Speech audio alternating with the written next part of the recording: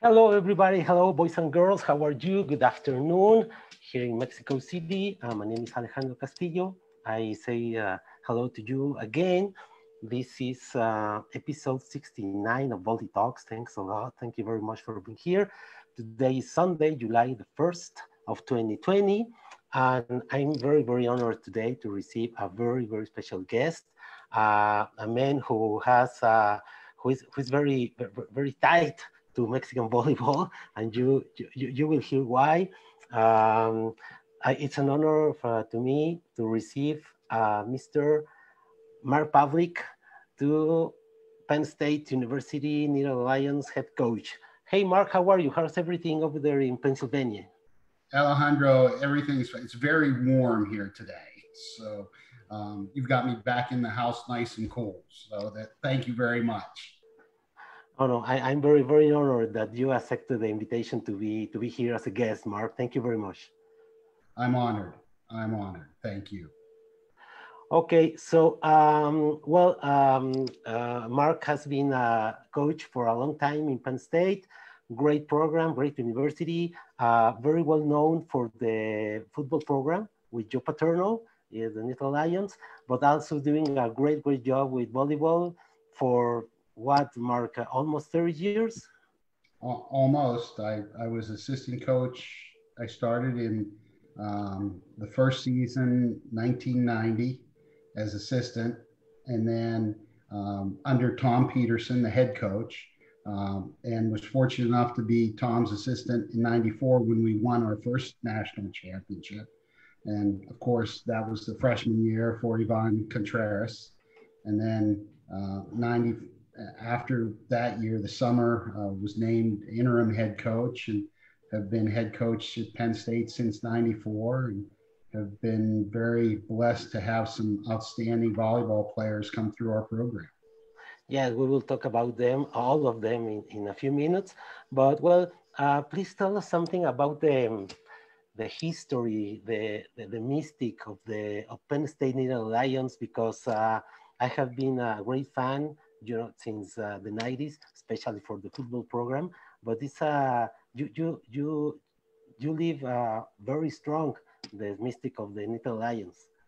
Well, I think you can't really talk about Penn State University volleyball history without talking about the state of Pennsylvania and what it did for boys volleyball. Uh, Not many people know that Pennsylvania has the longest running state sanctioned boys championship in the country. 1933 was the first state sanctioned boys high school championship. And so we've been running it longer than any other state in the country. And a lot of that came from the Pennsylvania uh, relationship with the YMCA. And YMCA volleyball back at that time was kind of the one place that started to grow the game and started to be part of different tournaments. The New York YMCA, the Philadelphia YMCA, the Pittsburgh YMCA. And if I have my history correct, there was a time where the state high school organization wanted to make sure they took a football championship and they put it together all across the state. Western Pennsylvania, the Pittsburgh area, said we would love to do that, but for us to be interested, not only would football have to be a state championship sport, we'd also have to include volleyball and other sports in there. So Western Pennsylvania made a strong push to get boys high school volleyball recognized by the state association. So you can just imagine when that happened, we had people that were coaching, that developed coaches, and we were able to go all the way through to this day with good high school boys volleyball. Now, what that did for Penn State was many of these high school volleyball players didn't have a chance to play in college in the 50s, in the 60s. So they went to Penn State, they searched each other out, and they ended up forming a club team. And that club team was formed and granted club status at Penn State University in 1969. And then from 1969 through about 1972 or 73, they had some success against other teams that had coaches, and the EIV at the time, the EIVA didn't exist, but its precursor, the ECVL, the East Coast Volleyball League, existed. And they tried to be everything to everybody, whether you were a club program, whether you were a varsity program. But early in the 70s, they said to be part of it, you needed a coach. So the players on the club team reached out, and through the intramural director, Bill Swan, Bill connected them with an assistant track coach by the name of Tom Tate. And Coach Tate took the club team, and in the next 3 to 4 years, built them to where they won the USA Collegiate Championship in 1977, 78. And then they went varsity. And Coach Tate held that position up through 1988. And then Tom Peterson came in from 89 to 94, and then I've had it the rest of the way. But the Penn State development to history really was started with the growth of boys volleyball in the state of Pennsylvania. And of course, the Pennsylvania State University looked at what they could do with the number of students they had coming in from Pennsylvania, and said, volleyball is a fabric to this state with its high school sports. So we'll continue it. Great job, and great explanation, Mark.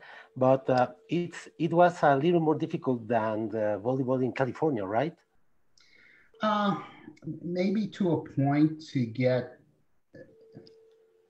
the number of athletes that are playing in Pennsylvania at the time when Penn State started was a good number of athletes. However, I don't think the level of the game in the early 70s in Pennsylvania was where the level of the game may have been at in Southern California. But that was the beauty of bringing Coach Tate along. He went out there, he learned from Doug Beal, he learned from Bill Neville, he learned from anybody that he could, and he brought back to the state, this is the way the game is being played now, this is the way the game is being coached now. And the high school coaches of that era, of the 70s and 80s, really took and applied what he brought back. I will go to my grave saying that one of the best things that ever happened to me personally was me growing up in this sport in Pennsylvania because of the boys' high school coaches at the time. They worked together. I think it was more of a solid fraternity than competitive programs. There was no doubt in anybody's mind when your high school team played against another rival's high school team, you wanted to win, but once the match was done, you would see the two opposing coaches talking to each other, and just the show of sportsmanship, and the understanding that if we really want this to grow in our state, there had to be a collaborative effort from everyone. And it turned out that the boys' coaches at the time just really made some very, very good moves to keep the sport growing. And then in about, let's say, 5 or 6 years, the teachings that Tom Tate had worked with them on started to pay off, and we started to get some pretty good athletes playing the game at a pretty good level. And then in 1982, Penn State hosted its first NCAA championship. And in the semifinals, it was Penn State playing USC. The other semifinal was Ohio State playing UCLA. And, that USC team had Steve Timmons on it. UCLA had Karch Karai, and all the names that you saw brought forward in 2 more years in LA for the Olympics, they were in Rec Hall. And it was a 5-game match in the semifinals, and Penn State beat USC. And that was, I think that might have been the first or second shock heard around the world, certainly in volleyball. And so you could just see that over the course of 10 years or so, the effect Tom Tate had on the Pennsylvania volleyball programs. And then when you look at the roster of that 82 team, you had Bruce Van Horn from Pennsylvania, Chuck Kagreis from Pennsylvania, Mike Guyan from Pennsylvania, Mark Kranick from Pennsylvania, Steve Hunkins from Pennsylvania. So it started to take root, and some of the better athletes started playing the game and started to play the game at a high level, Alejandro. Oh, great to hear you. Thanks, Mark. And please tell me, how difficult was, or what were the struggles to develop volleyball in a state like Pennsylvania, where football is almost a religion? Yeah, if it wasn't, like I said earlier, if it wasn't for football, I don't know if we would have had boys volleyball. Thankfully, with boys volleyball going in the spring, football really wasn't an issue. Some of our best players over the course of Pennsylvania high school volleyball were players who had played football for their high school teams. I think more than anything else, it was trying to work with the coaches in their high schools to identify some talented athletes and convince them to give volleyball a try. And it seemed through the 70s and 80s that, and continuing on today, that once the game gets you, it has you. And I think that one of the best things that happened through that time was, I said, Tom Tate being at Penn State, having the growth of Penn State on a national level collegiately, and it was done with mostly Pennsylvania guys. So I think everybody in high school could look at somebody that they either played against or played with and said, I want to be like him. So I think that helped it. I think, as with all challenges, it was a matter of how many more great athletes could you get to come out and play the game.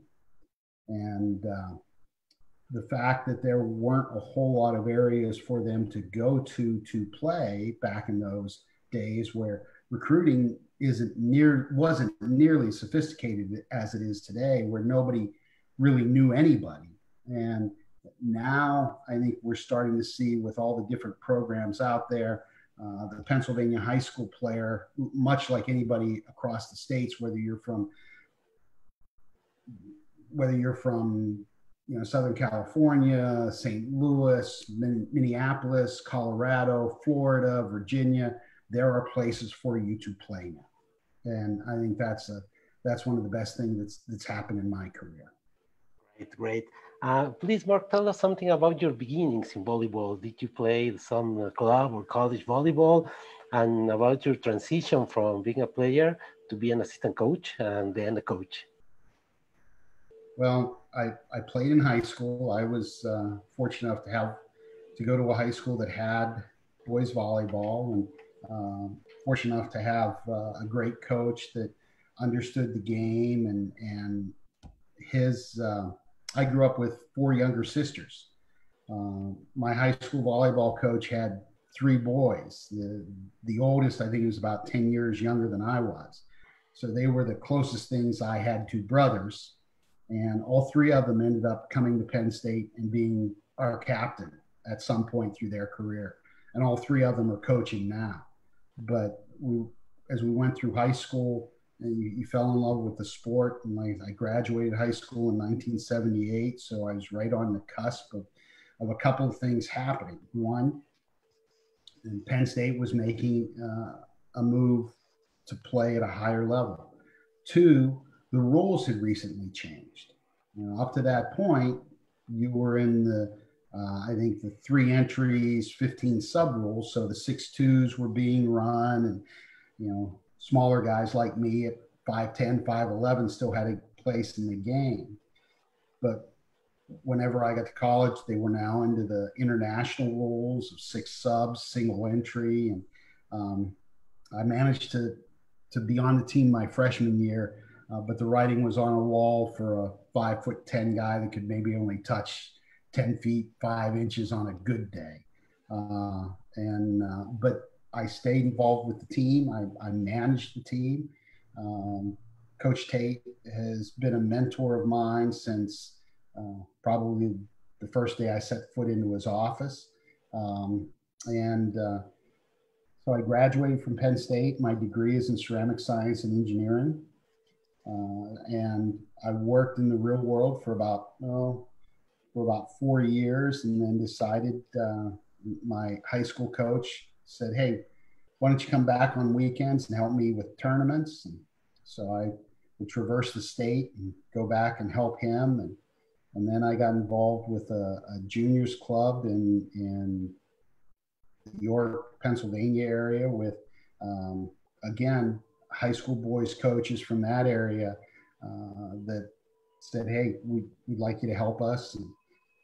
And I ended up deciding at some point to get into the coaching world, and ended up going back to Indiana University of Pennsylvania with the intent of getting my teaching certification to teach high school. While I was there, I ended up helping out with their women's program.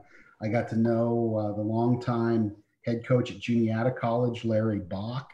And at the same time, Coach Tate had retired, and Tom Peterson came in, and by virtue of probably being in the right place at the right time and willing to work for whatever peanuts were out there, I ended up coaching at Penn State as a part-time coach, and also coaching at Juniata for Larry and his women's program as a part-time coach for about 4 to 5 years. And I said, got through. Tom decided to return back to Utah after we won in '94. Penn State awarded me with the interim head coach tag in '94, and then in '95 they removed the interim tag, and I've been at Penn State ever since. So it's been an interesting journey for me. Yes, a great career, almost 26 years, right? 25, 26. Yeah, probably coming up on 30, Right. from '89 to 2020. So. And it was almost a natural for you to become a Penn State head coach, or have you had the opportunity or offers to go to another college? I had interviewed at a couple of different places when I was the assistant coach at Penn State and the assistant coach at Juniata. None of those worked out for whatever reason, and I wasn't the right person for them. They may not have been the right place for me. And it just, again, probably more good luck than good management. But I love Penn State, love the people that I work for and have worked for throughout my career there. I think it's a very special place. And it's something that has treated me and my family very, very well. Perfect, great. By the way, nice shirt, Mark. Thank you. How many shirts have you worn in these years? That's a great question. I know my wife keeps looking at me saying, "Are you going to get rid of any of them?" Thankfully with the Nike contract and how Nike takes good care of us, they make some great shirts. So, boy, that's a great question. I got to figure I've probably worn over 30 different styles of Penn State polos in my life. That's a great question. Yeah, maybe. Thanks a lot. The next question is: have you in the beginning, how was your vision for Penn State volleyball? It was a not so strong or not so well known program in the NCAA Division One. What was your vision at that time? What you desired when you started in this job full time? Well, having the background with it that I did, Coach Tate and his efforts through the 80s, when you started to look at Penn State, we were in the NCAA championship match in 82, back in the NCAA Final Four in 83.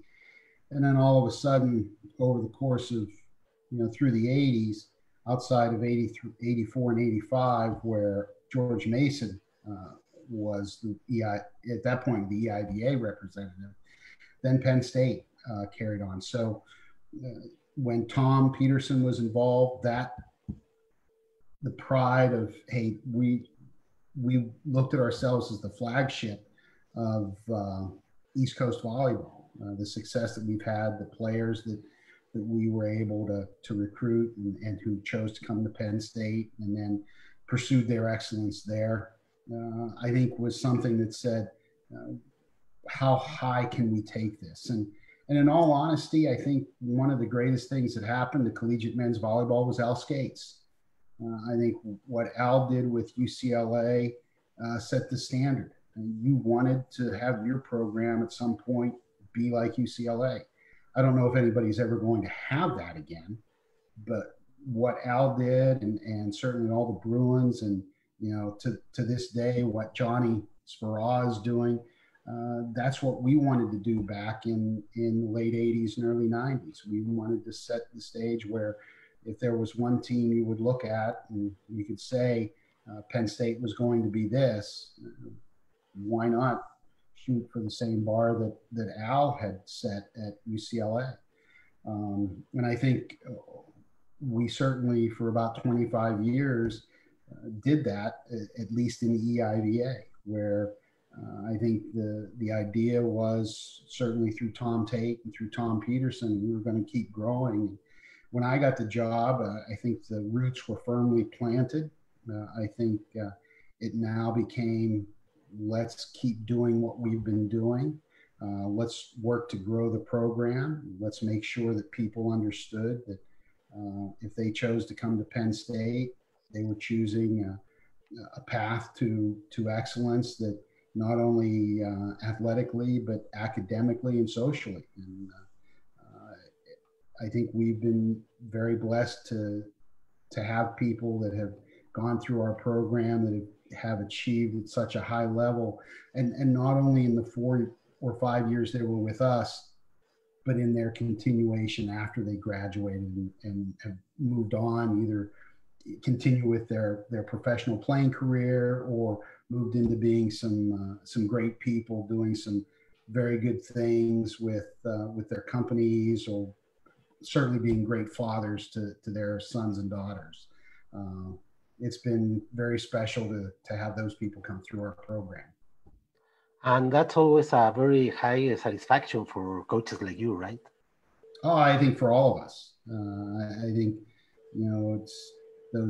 it's nice to look up and see the championship trophies and remember what went on in those years, but to pick up the phone or to get on a Zoom with guys that you haven't seen for 10, 15, 20, 30 years and hear all the good things that are happening with them and their family.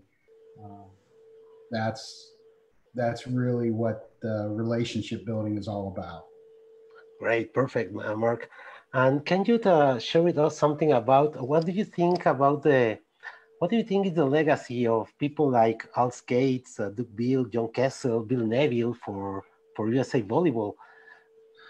Boy, when you start to mention all those names, Alejandro, and you think back to what USA Volleyball has accomplished from the beginning of those careers to where we are now, those are the founding fathers. Those are the people that really did the hard work to get USA Volleyball in a position where we don't have the largest number of young boys playing volleyball at a high level.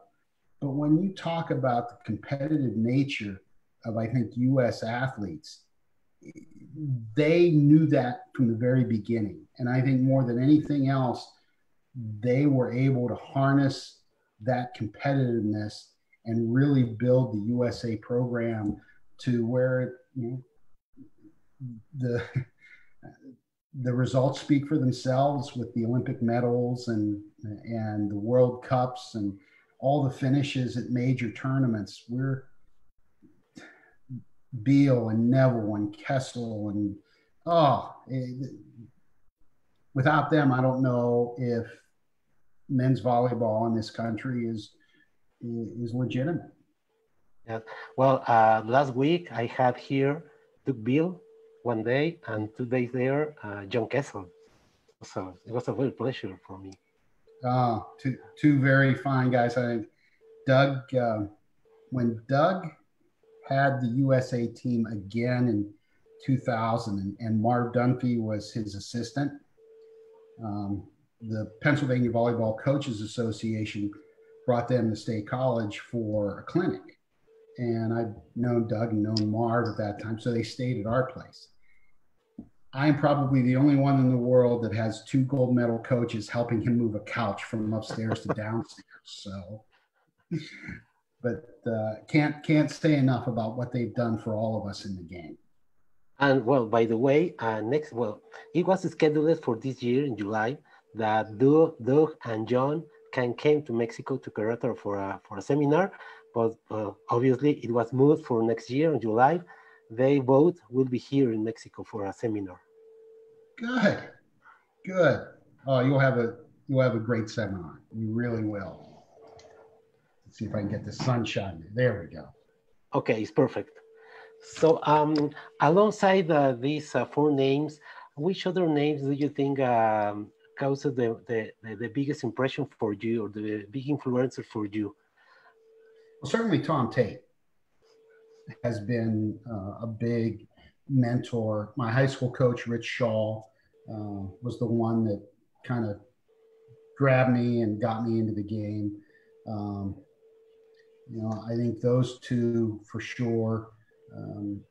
As I've gone through my career, I think some of the coaches that have been most other mentor types, but Arnie Ball has dear friend, love him to death. Pete Hansen has shown me the way through his career. We were close. We talked about a lot of things.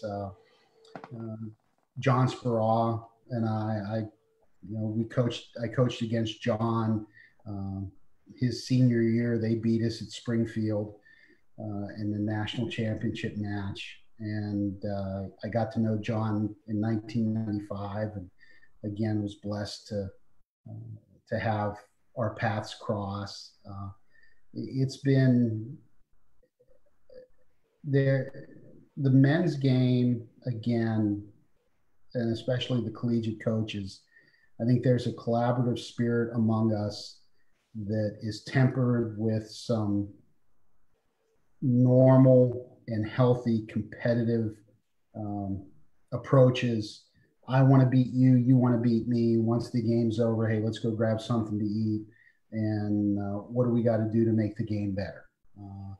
Jeff Nygaard at USC is, I think, going to be a wonderful coach as his career really starts to unwind there. I have great faith in the coaches that are out there, that our men's collegiate game is in pretty good hands across the country. Oh yeah, thanks a lot, Mark. My friend Octavio Medina, a Mexican who is now living in Seattle, Washington, says hi and thanks for your guest. Well, an Argentinian legend who was here last week, probably you know him, Hugo Conte, says, hello, Alejandro, very good talk. Hugo Conte. Hugo, I don't know him. I watched video of him playing. Oh my! If Hugo, it just so much fun to watch him play, wasn't it? Yes, and what about his son, Facundo? He's also a great player. My, wow. Mark, let's talk about some 80s or early 90s volleyball. Which world player did you impress the most at that time? It's a very different volleyball, the 80s volleyball to today's volleyball.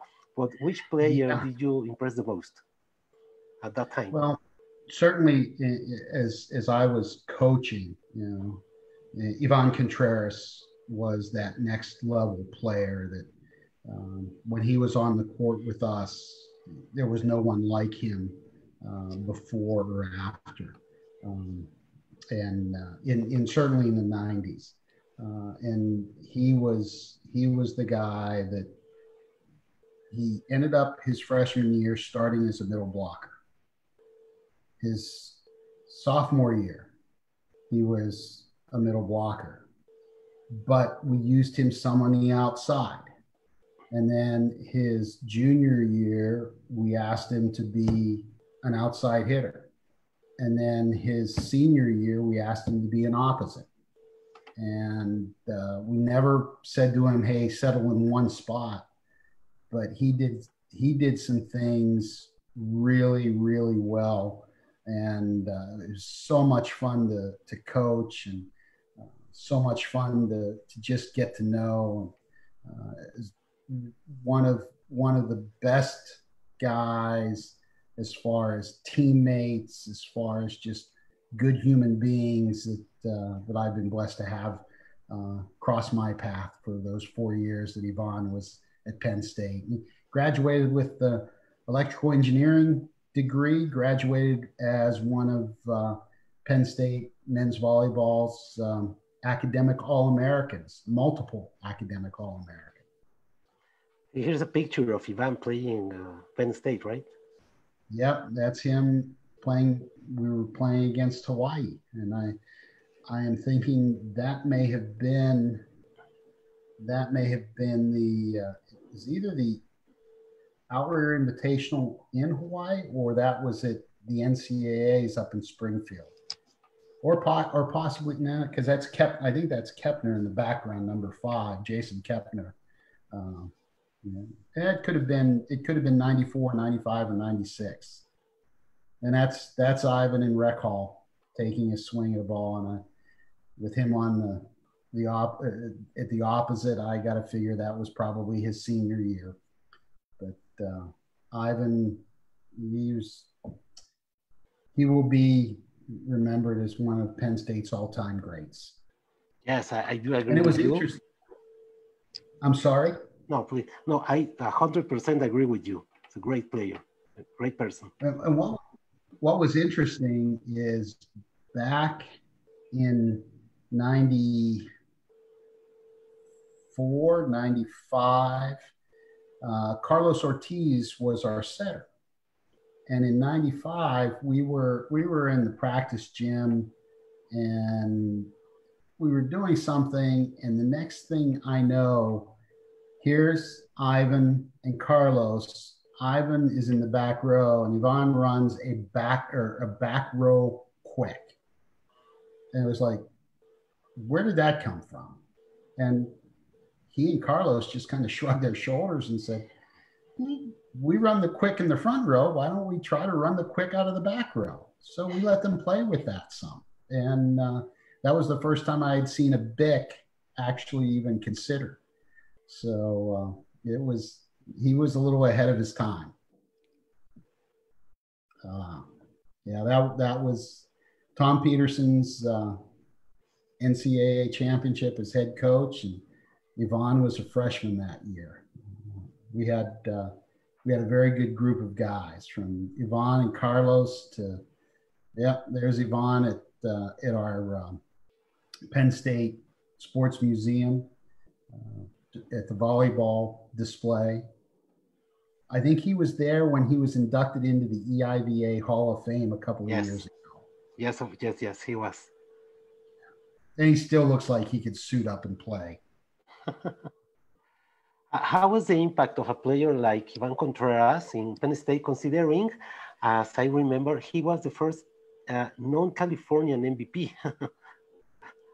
Yeah, well, he was, I think he was the first non-California ADCA player of the year. Right.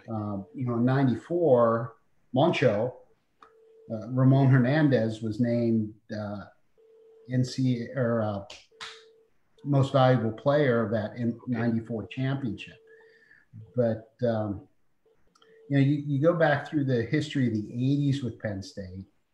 Um, in 1981, we had a player that came in from Turkey, and he has Ahmet Özkan was his name, and he was maybe 6 foot 6'1", but he could touch about 11'3", 11'4", and nobody in Pennsylvania had seen that yet. So in his year there, everybody would go to watch Ahmet play. And then in the mid 80s, Chris Chase became the first 6'10" middle blocker that anybody in Pennsylvania had ever seen play. Here was this big, powerful dude that played the game at such a different altitude. The angles were different. And then you compare along with him in that same era, you had Javier Gaspar come into the scene and set for Penn State. And nobody had seen an athlete like Javi run the 5'1" like Javi did in Pennsylvania. So, as these players made their impact at Penn State, and then Ramon came in, and Ivan came into that. I think what you ended up seeing was everybody saying that Penn State would always have good players and players that could make a difference. And Ivan certainly made that happen during his year. And you throw into his mix Jason Kepner, who was one of the all-time best passers we've had at Penn State. And Jason now has been coaching at the College of Charleston in South Carolina, I think for close to now 10, 12 years. And Jason and Ivan, Carlos, and we had some very outstanding players through that era. And can you share with us something, Mark, about the recruiting process for Ivan Contreras? Yeah, it was an interesting one. I believe in let's see, if Ivan was there in 93, so it was the summer of 92, the Olympic summer, and there was I want to say there was a boys junior NORCECA championship that summer. Maybe boys. Yeah, it was boys in Santo Domingo. I was on the staff for the U.S. and that, I believe, may have been the first international tournament that Tom Hoff had played in. But before we went to Santo Domingo, we flew to Puerto Rico, and we trained at the albergue for maybe 3 days. And Mexico had also come into Puerto Rico. So there was a series of friendly matches. And I don't think we beat Mexico. I think we played them twice. We didn't beat them, but they had 2 middle blockers that were just phenomenal. And then both teams went to Santo Domingo and played in the NORCECA championships. And again, I think we played Mexico in maybe the round robin, and then we met them again in either the quarterfinal or semifinal, and did not beat them either time. And their middles were so good. And Ivan was one of the middles. And at the completion of the tournament, they had a party for the coaches and the players. And one of the assistant coaches from Mexico saw me and motioned me over, and he says, you coach for Penn State? I said, yes, I do. He said, I have a player that is very interested in going to school in the United States, and he would like to go to your school. Great. He says, let me introduce you to him. People part, I walk in, it's Yvonne, one of those middles that we couldn't stop. And that started off the recruiting process.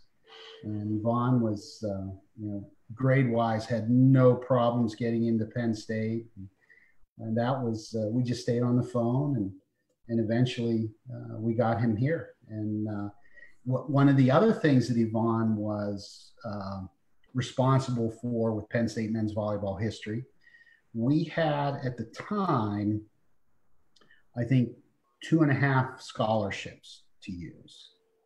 So we had the scholarship, we had only a partial scholarship for him. And he came his freshman year. We won the national championship. And his, if you got to know his parents at all, just wonderful. They were doing everything they could to make ends meet, to make sure Yvonne could go to school. And we talked with our athletic administration and said, look, we got to help this guy out more. He's not only was he a freshman All-American, he was also an academic All-American. Everything you want in a college student athlete, right? Great student, electrical engineering. He was a great player, great teammate. And the administration said, okay, we'll increase your scholarships to get you closer to that 4.5. And I think Yvonne was one of the ones that really helped drive us to that full 4.5 scholarship at Penn State. Oh, it's great. Way to hear that, Mark. And a few years later, Carlos Guerra went also to Penn State, right? The recruiting process was Carlos Guerra. A few years later, Carlos Guerra went to Penn State. The recruiting process was almost the same, or it was a little different? Well, it was a little bit different because Yvonne was the one that was calling. He said, hey, we've got somebody here. They call him Little Yvonne. He said he's got a great player, or he's got a great arm. He's a very good player. He says, I think he would help you out very much. And but it was late in the summer. So Carlos didn't come in the fall. He came in January. So he didn't get to train with the team at all. So nobody really knew him. We just knew he was pretty good. And once we got him, 2 or 3 weeks into the season, there was no way we could keep him off the floor.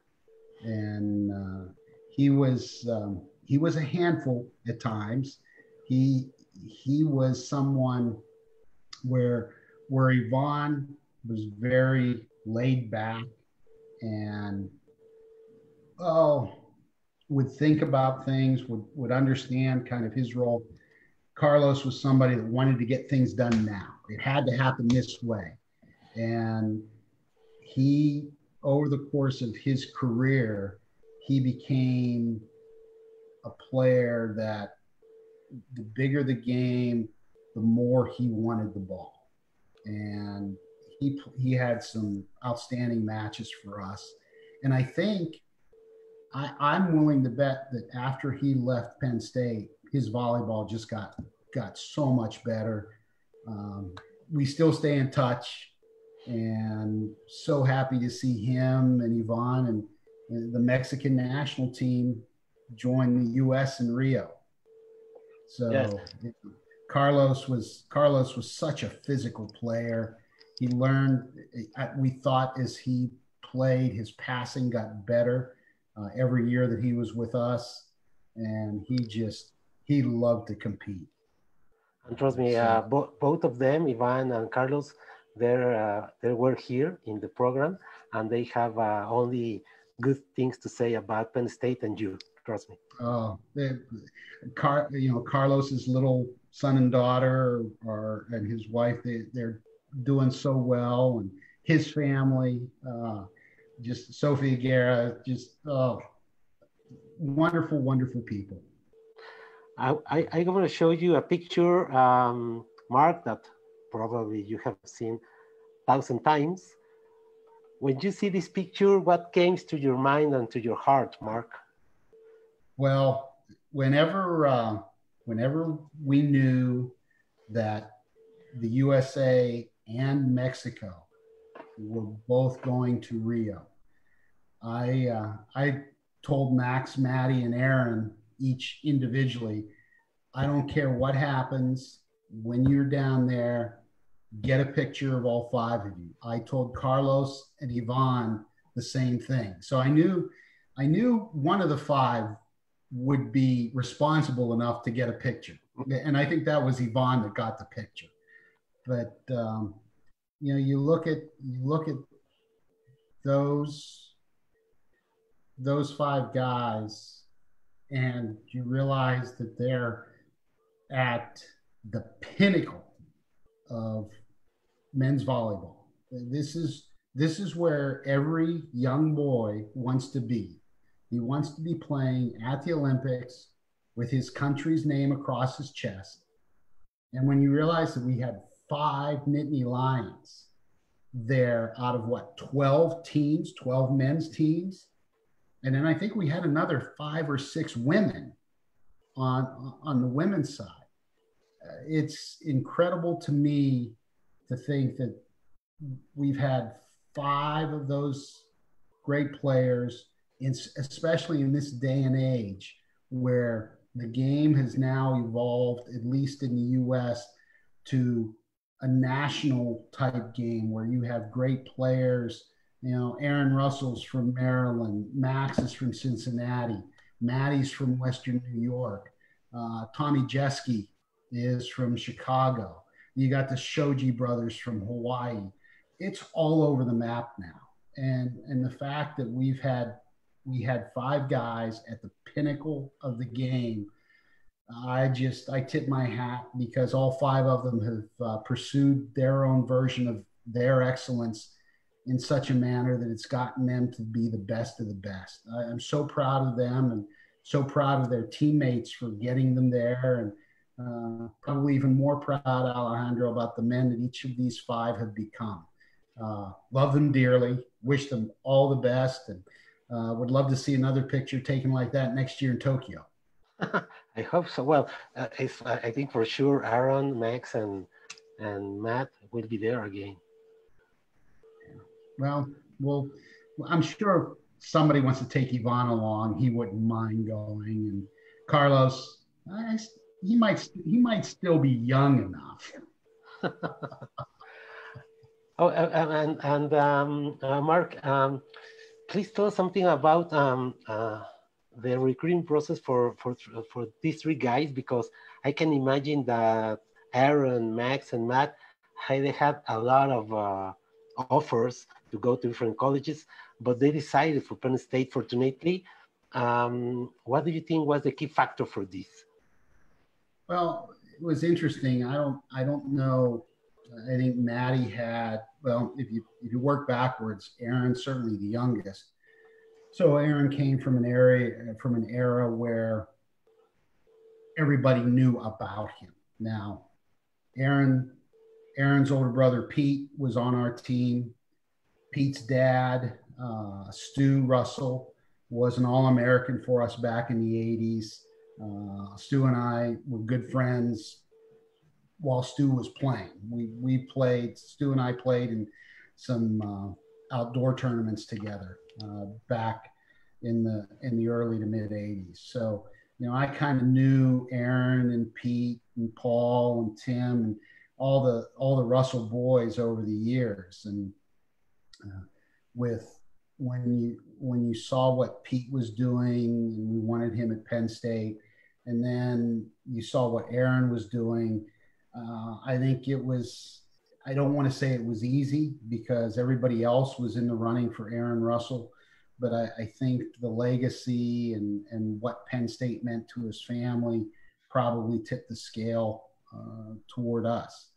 And then you go back maybe 10 years earlier with Max and Maddie, Max is playing on a club team from Cincinnati that I don't know if anybody ever looked at. I think there were a couple guys, and certainly Ohio State knew about them, but I remember looking at his team play at JO's that year and just thinking, oh my God, this guy in the middle is such a great quick jumper, and let's see what he can do.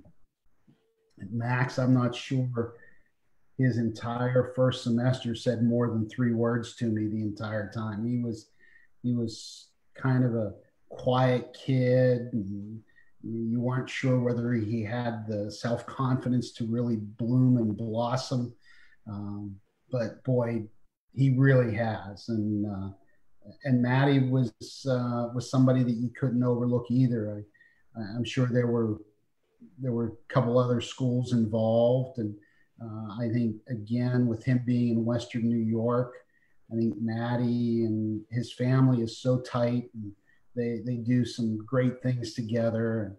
I don't think Maddie wanted to move away to go to school that far, and I think that's again maybe what gave us an advantage. But no matter what we did to say, here's what we can help you with, what they did with their careers at Penn State is more credit to them than to us. But boy, it certainly was fun having them in the gym. Right. Thanks for sharing, Mark. Now, can you share with us something about I don't know how to say it, Penn State or other NCAA schools programs? How do you work with the international recruitment? Is that allowed, or there are rules for some international recruiting, or how does that work? The international recruiting falls under the same rules that our domestic recruiting falls under. The tougher thing is, certainly with domestic recruiting, we can go to all the tournaments that are out there, the boys junior national championships, the high performance, and we can actually see guys play.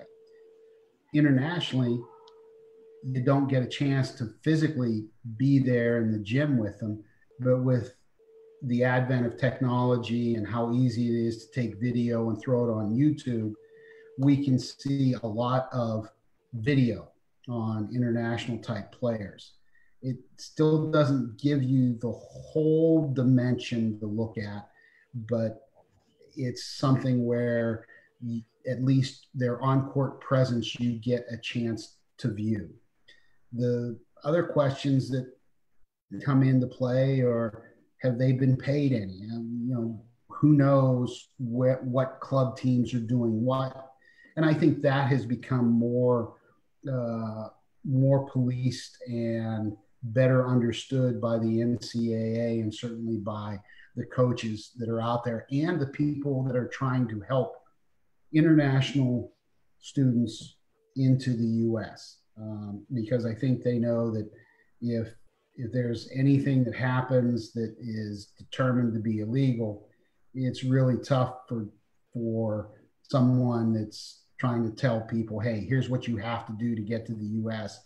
to have that trust that the U.S. coaches would put in them. But all in all, it really is, are the players that we see in front of us, either domestic or international, at a level where they can help our individual programs.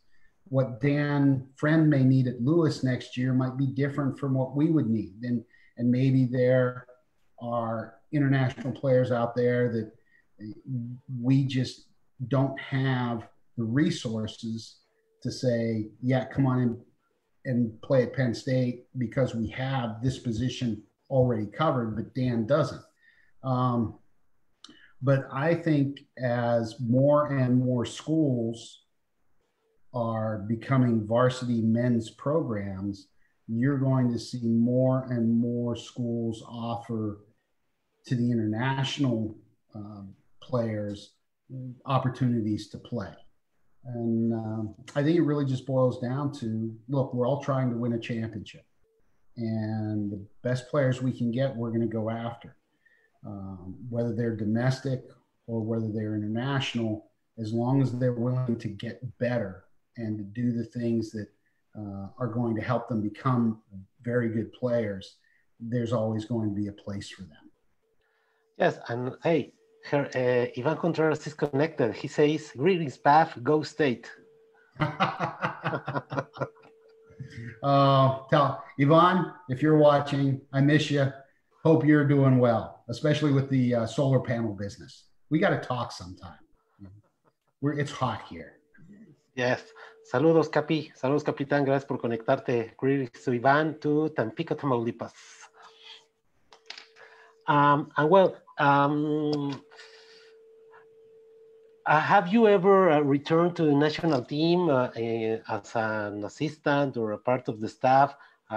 Besides that experience in the early '90s, I know that USA Volleyball program tries to rotate their coaches, so all of them can get the opportunity to coach the national team.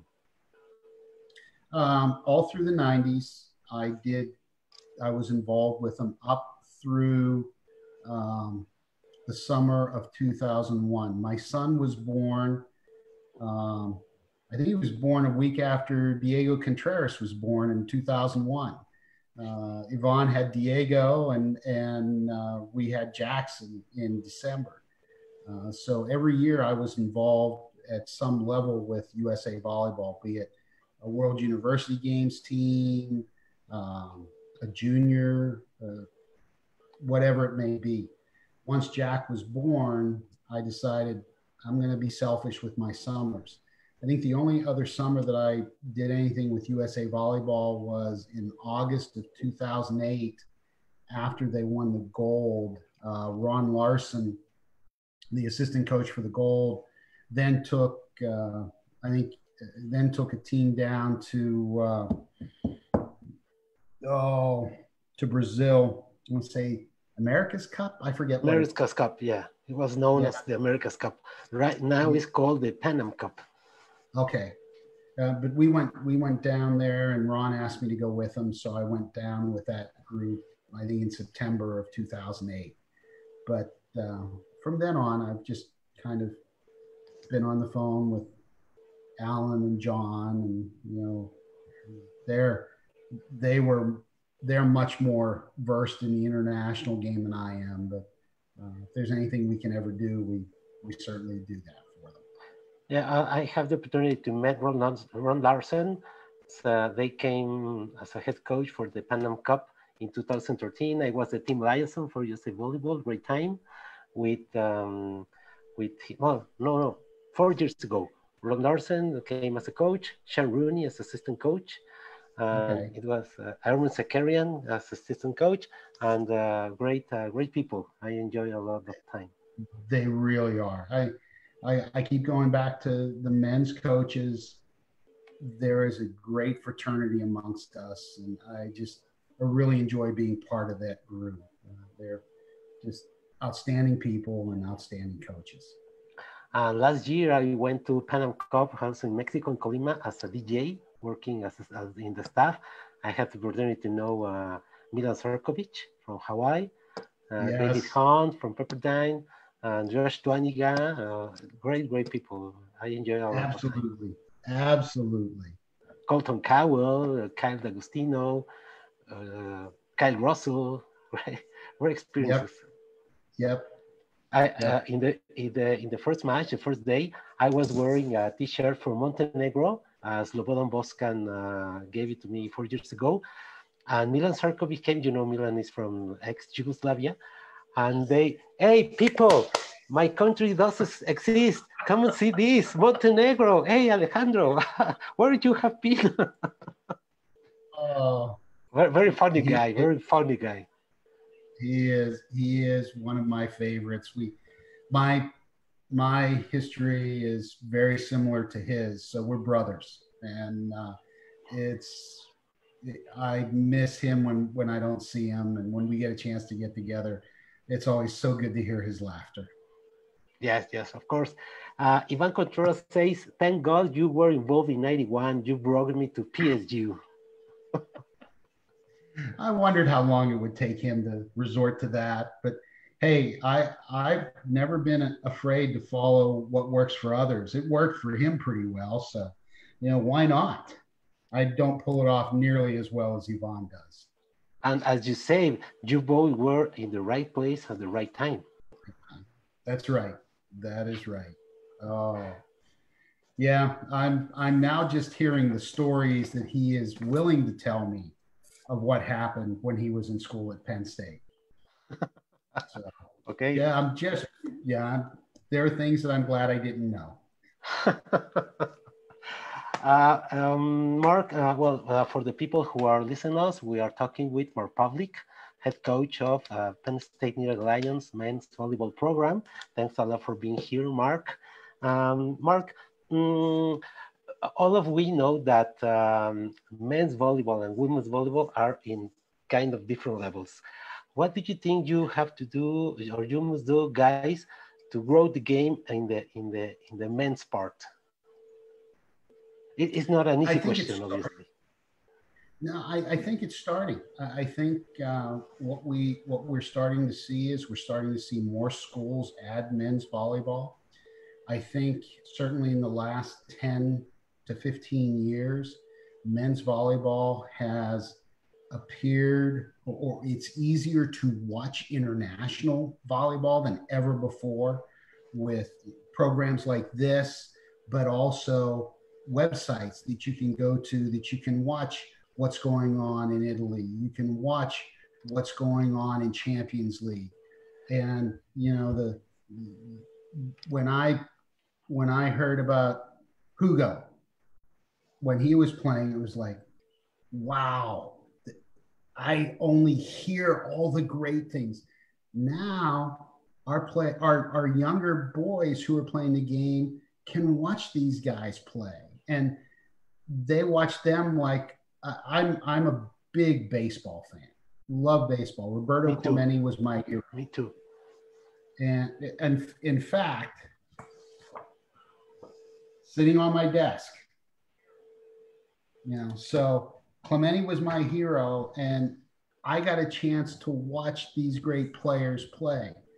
Now, volleyball, the young volleyball players are being able to watch these great players play, and they're seeing them do things that they're not surprised, but they want to go into the gym and they want to do what they see. So I think we're on the cusp of making some good things happen. I think certainly with Tokyo coming up and with the group that the U.S. has, I think there's a very good chance that the U.S. will remain a very viable team for the next year. And I think we're feeding into that. So I think everything that's going on that we can control in the men's game, we're doing a good job. I think one of the benefits of the growth of the women's game, certainly at the lower levels with the club teams in it, when a girl goes to play at a club tournament and she's playing 14 and unders, and mom and dad drag the 8-year-old brother along, he ends up peppering and playing a little bit with his sisters and their friends.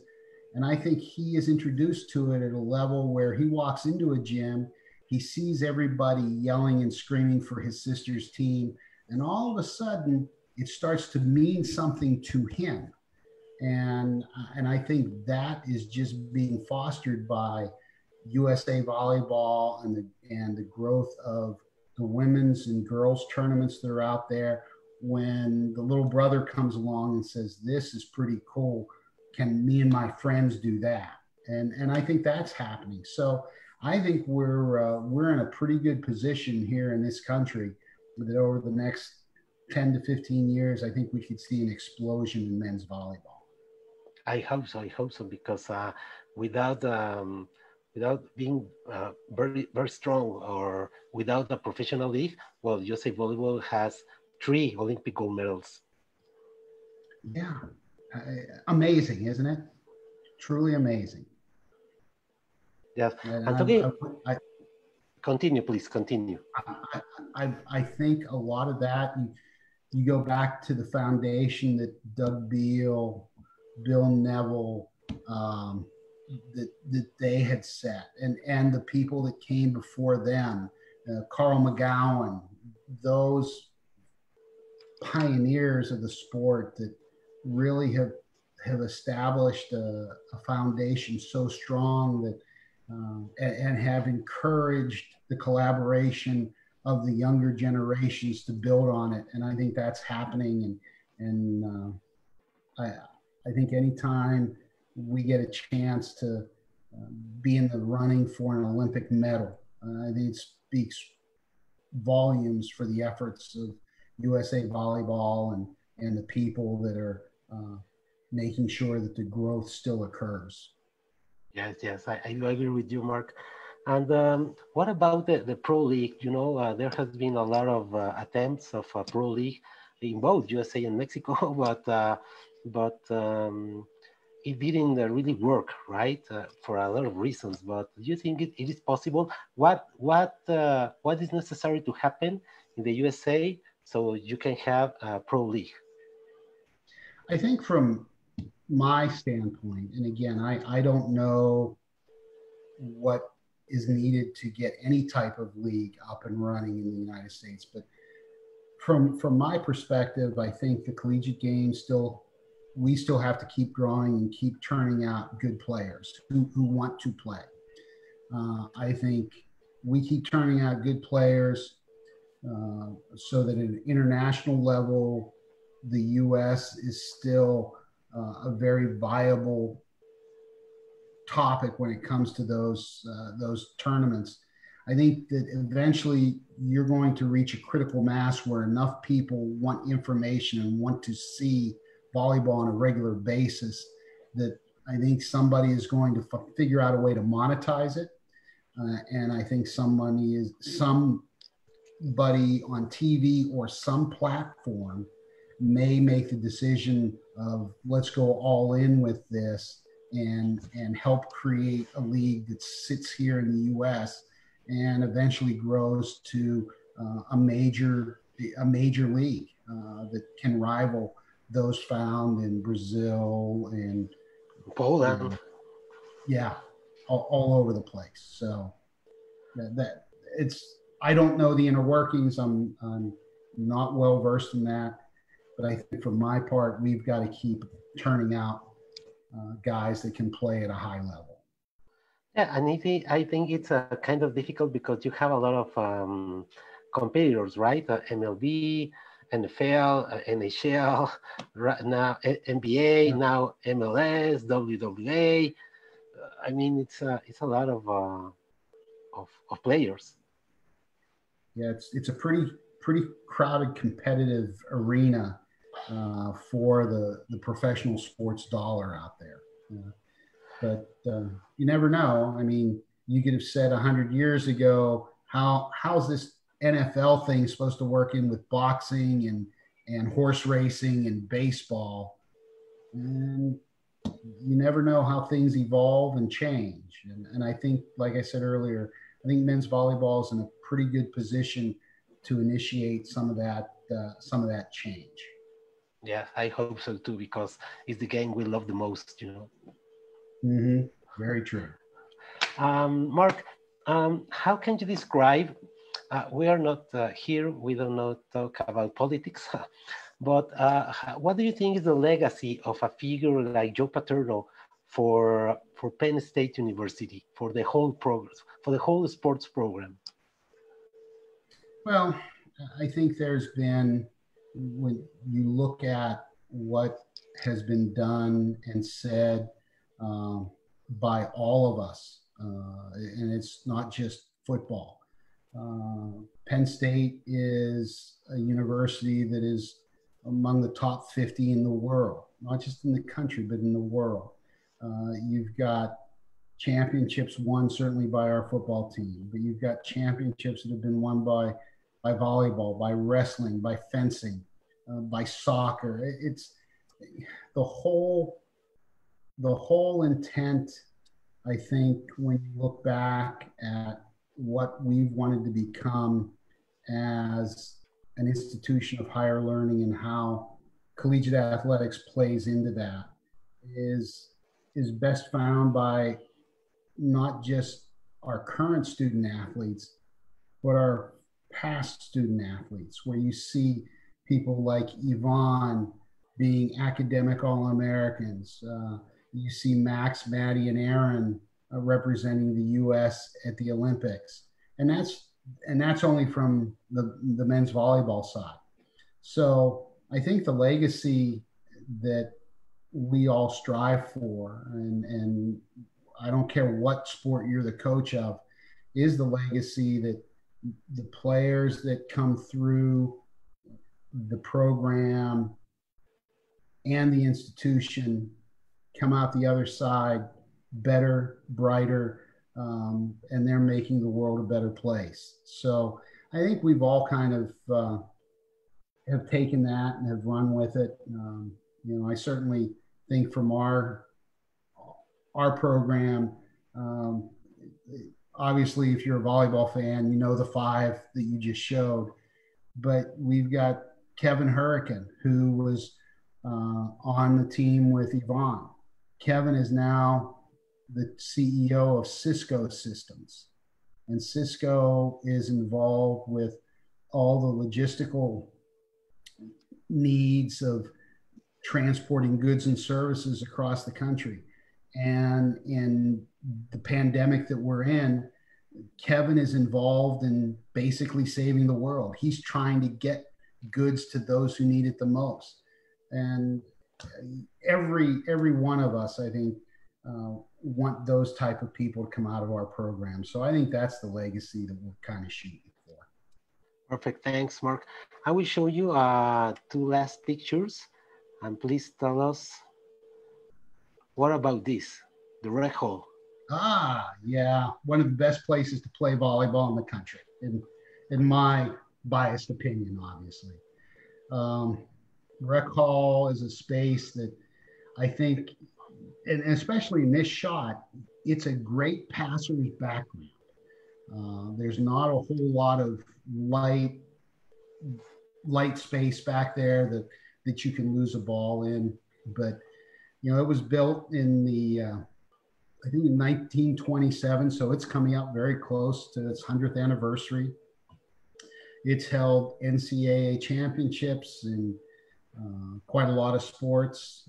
One of the greatest memories I'll have from it was in 2006. We were hosting the NCAA men's volleyball championships. We were a number 4 seed, and we were playing Irvine in the semifinals. It was Max and Maddie's freshman year. We win the first one, lose the second one, win the third one, lose the fourth one, and we're in game 5. Max goes back to serve at 14-13, us. The previous match, the previous semifinal was UCLA against Fort Wayne. And UCLA won in 3, but it was a long 3-game match. Well, all the lights in rec hall are computer controlled. And at 11 o'clock at night, they turned themselves off. We had forgotten to put the lighting on manual. Max goes back to serve. As he gets the ball, the lights go out in rec hall. So we have about a 14-minute delay because at that time, rec hall was powered by the sodium vapor lights that took 10, 15 minutes to get back up. Brian Hemmelgarn was the referee for the match, and he came off the stand, and John Sparrow was the head coach of Irvine at the time, and he pulled us together, and he says, what do you want to do? He says, I think the emergency lights came on. He says, I think it's light enough in here. We could continue play. And John looked at me and said, Pav, you're serving. What do you guys want to do? I said, hey, I'm willing to wait. There's no way that the efforts from both of these teams should be decided in something that isn't what it should be for a national championship event. So we waited the 14 minutes, and I think Max had missed 6 serves in a row. And I had subbed for him his previous serve with Luke Murray. Max goes back. We get the lights back on. Everybody starts to get rolling. Max goes back and serves an ace, ends the match, and we walk out of there. But that's Rec Hall has had its share of just unbelievable events in there, and it's a great place to play. Right, I can imagine. I hope to be there soon in a volleyball game. I really love that. You gotta come up to Penn State. Make you on, bring you on. Of course. And the last one, Mark, when you see this, what comes to your mind and to your heart? Well, I think it's something that I've grown up with. I was 18 years old whenever I set foot on that campus. And everything that I've managed to be part of, the unbelievable people that have come through my life because of Penn State have affected me one way or the other. I've learned something from. It is an institution that, even though you look at Penn State, you look at the Nittany Lionhead, the institution is made great because of the people that are involved with it. From our athletic administration to our academic administration to all of the opportunities that exist for anybody that wants to go to school to follow their passion and to pursue their excellence. There are so many great programs. Our musical theater program is one of the best. You look at our studies of our IST, our information and science technology major is one of the best in the country. The ceramic science and engineering degree that I have, I can't talk about the sciences enough, and our College of Business is so good. If you really want to pursue excellence, if you really want to surround yourself by great people, and if you want to do it in a setting that is just one of the best collegiate settings in the country, you got to look at Penn State. I did. I'm very happy I did. And I think it served me pretty well. And I just love giving back to it. Right. Thanks, Mark. Mark, in the modern volleyball, which players or which program, which country program do you admire the most, or do you like the most to watch play? In the men's game, the collegiate men's game? No, in international. Oh, an international. Boy, I don't get to see a lot. I tend to keep an eye on the teams that Maddie, Max, Aaron are playing for, that some of our other alums are out there playing. But internationally, when you look at the highest level and you see every major competition, Brazil is in the top 5. You see Italy always being in the discussion. You see Serbia that has shown some unbelievably great volleyball. Argentina's in there. Those are the teams that I really like to watch, the ones that year in and year out are among the best in the world. And I just, it's fun watching them play. It's fun trying to watch a match here or there and try to figure out, okay, how can I get guys in the Nittany Lion uniform to do that? And, but I think those are the ones that that really stick out in my mind. All right, Mark. Um, you know that in the last 25, 30 years, volleyball has evolved a lot.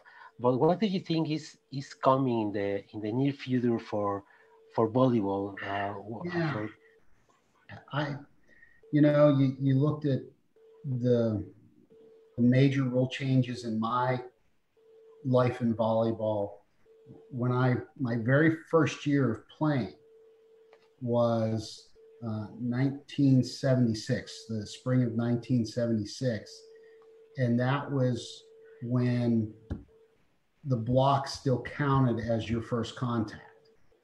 And then through the 76 Olympics, after that, they changed it. So the block didn't count as your first contact. I think that was a major step. I think when they moved the antennas in above the sidelines, that kind of allowed the defense and the block to be a little bit more effective. And then the big one with rally scoring has now made every point so crucial. And I think that changed the game a lot. I think tactically, some of the things. I think the way the jump serve has just become such a physical weapon, even at our level, where 18 to 22-year-olds are getting trained well enough and they're strong enough and they're hitting the jump serve at 63 to 75 miles an hour. I think that is causing some changes in how the game is played. I think my guess is going to be they're going to take a look at how we handle the number of missed serves in the men's game. Is there going to be more of a penalty imposed for missing serves? I like the idea that we're getting away from having technique officiated. I think double contacts, as we're seeing, as people become more and more trained in the game, double contacts are less impactful from the game than maybe they were 40, 50 years ago. I'd like to see that done away with. And if somebody can't set a ball in this day and age of men's volleyball, if your hitter can't get a good swing, you're in a bad situation to begin with. So I wouldn't be surprised if that would happen. And I think, Alejandro, like you had stated a little bit earlier, I think the advent of a pro league in the U.S. might be closer than it's ever been if we can keep this movement going with the growth of the men's game on a high school, a college level, and the USA keeps doing what it's doing on an international level. Yes, Mark. I have two last questions, Mark. The first is, how much do you think the libero player was intended as a defensive player, but in recent years has become has pushed to evolve the offensive defensive tactics? Do you agree with this? I think the libero player came to change a lot the game. I think it enabled the game to stay relevant to quality players who don't have great size. And I think that their importance to the game, certainly to the offense, was something that enabled or has enabled the offenses to become even more physical at every level. I like the libero.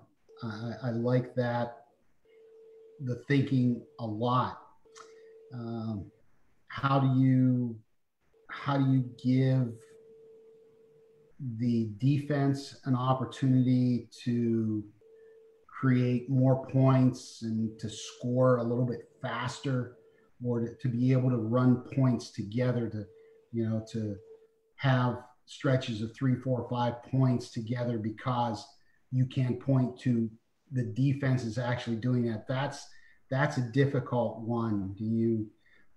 I've heard talk of kind of adding a player who can roam off the court, is not permitted to step on the court, but can roam off the court and catch the ball that goes off the top of the block and run down those deep balls.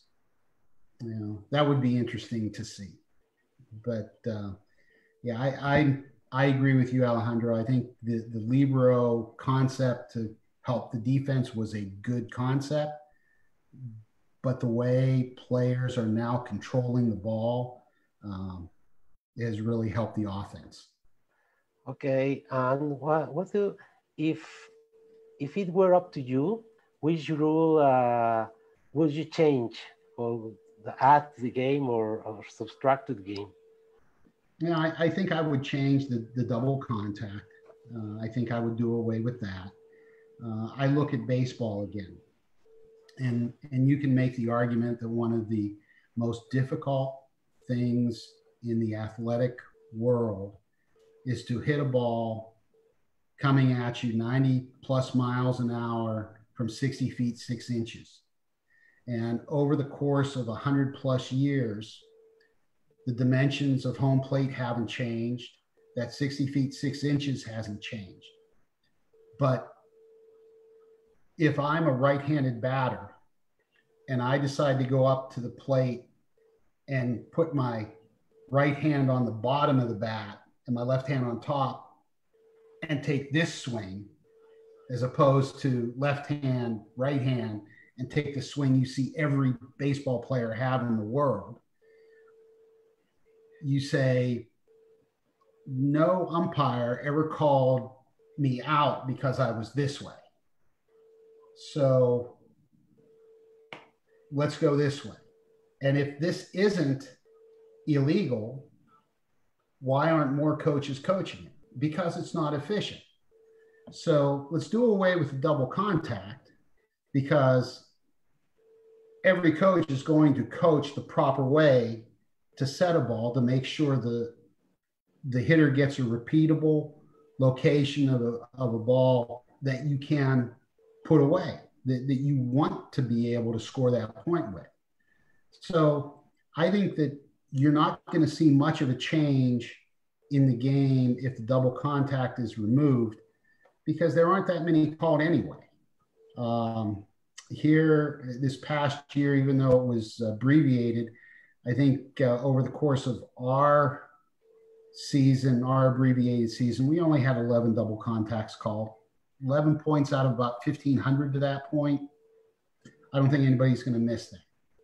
So I think I would do away with the officiating of technique, and I would want the officials to understand that ball. I'd rather see them get better at understanding, did that ball go off the block and then the antenna, or did it go off the antenna and then the block? But that's my 2 cents. If I were czar for the day, that's what I would do. But I'm sure smarter people than I are looking at it. Mark, which real Mexican food do you like the most? Because I have news for you. Taco Bell and Chipotle, they are not Mexican food. No, I here in Pennsylvania, you are so right. When we get a chance to be in San Diego, that's the closest thing. But you give me a good burrito, or yes. I wish I was closer. You know that I'm very, very, very close friend of Stephanie Ray Hosak, the wife of Jay Hosak, because she loves Mexican food. Yes. And sometimes I send her some receipts. Because of that, we became very, very tight. And this year, he invited me to their home, because George Mason was intended to be the they were the hosts of the NCAA championship. And she told me, hey, come to my house so we can cook a lot of Mexican food. Oh, you and Steph would have a great time with that. You really would. Make sure you take her up on that. Yeah. Yes. Don't give Jay any. Keep it for you and her. Okay. Mark, I think that I know that it's difficult to know, but what do you think are the next steps so volleyball can return to normality? Boy, I'm a big, like I said, my degree is ceramic science and engineering. I'm a big believer, and right now a big cheerleader in science. Let's get this COVID-19 virus figured out. Let's let the best minds in the world medically and scientifically figure out what the best delivery system is and how we are going to vaccinate or treat the COVID-19 patients. And I think once that happens, once we have a better view of what it is that we're dealing with, then I think we start to look at, okay, how do we get back into where we left off in March? But I'm really hoping that science comes through for us sooner rather than later. But if you know anything about the scientific process, it isn't streamlined. It isn't an easy, if this, then that. There are going to be bumps and setbacks along the way, but I want to believe that the best minds in the world are working on this and making sure that people don't have to suffer with, especially those at risk. I've been touched by it. My brother-in-law passed away because of COVID-19 about 3 months ago. So it hit closer to home in our family. And I don't ever want anybody that has someone that is at risk to go through what, over 100,000 families have had to go through with. So let's go science. Let's get this thing under control. And once that happens, I think we're gonna start to see us to get closer and closer to what we left in March. Yes, I hope so too, Mark. Mark, it has been a wonderful time. The time flies with you, talking with you. Thanks a lot for being here. I'm very honored and pleased that you accepted the invitation to be here. So please, Mark, can you tell us some final message, a final word for the people who are watching us and the people who will watch us, the reruns of this talk? Well, I think what you're doing, Alejandro, in keeping the men's volleyball world, the volleyball world out there and accessible is something that we badly need. And in every situation, not just the pandemic that we're in, but once we clear that, whenever people like you can make volleyball so accessible and to bring people into our homes where we can listen to Hugo and we can listen to Yvonne and we can listen to Doug Beal and we get their perspective. I think that means a lot to those of us that love the sport. And I think it means a lot to those that are just starting to love the sport. They get to know the people and the personalities behind everything. And so I wish you all the best, especially when you get together with the Hosiks there. Good luck. I thank you so much for giving me the opportunity. I'm very honored to be part of this with you and wish you nothing but the best. Thanks a lot, Mark. That words mean a lot to me. And yes, I try to do my little effort to keep the world of volleyball united. I have here Hugo Conte, Raul Diago from Cuba, Doug Beal, John Kessel, Cecilia Tite, the Peruvian girl from the '88 silver medal. Yep. A lot of people. On Wednesday, Raul Lozano, the Argentinian coach, will be here. And I hope to, in this time, next month, or this month, I can reach the 100th talk, the 100th volley talk here with you today. Awesome. Is the 69th. Okay, thank you. No, thanks to you. Thanks for being here, Mark. I hope to see you pretty soon, hopefully in Penn State. I will be very, very glad to be here, to be there with you, supporting the Nittany Lions. Thank you so much, Alejandro. Thank you. Okay. Well, Mark, thanks a lot again. Thanks to the people who watch us, and hope to see you pretty soon, Mark. I send you a virtual hug by now. Okay. Thank you. Okay. See you, Mark. We'll see you, Alejandro.